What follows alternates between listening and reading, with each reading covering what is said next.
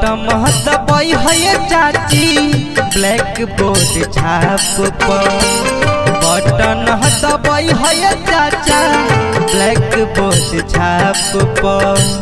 Button दबाई है इनके जितई है। बटन दबाई है मुकेश भैया के जितई है। बटन दबाई है चाचा ब्लैक बोर्ड छाप पर।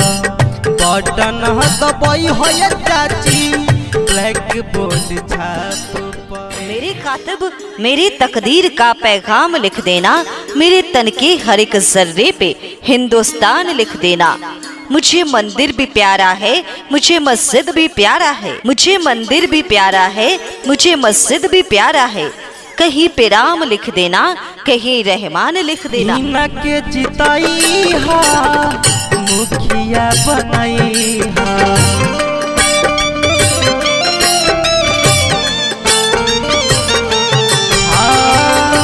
इनके जिताई हा मुखिया बनाई हा। कहुआ किया पाना भी कास करबई हा।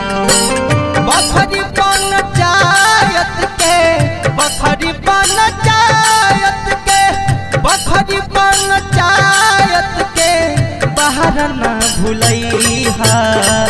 ब्लैक बोर्ड छाप पचाती बटन दबाई हा।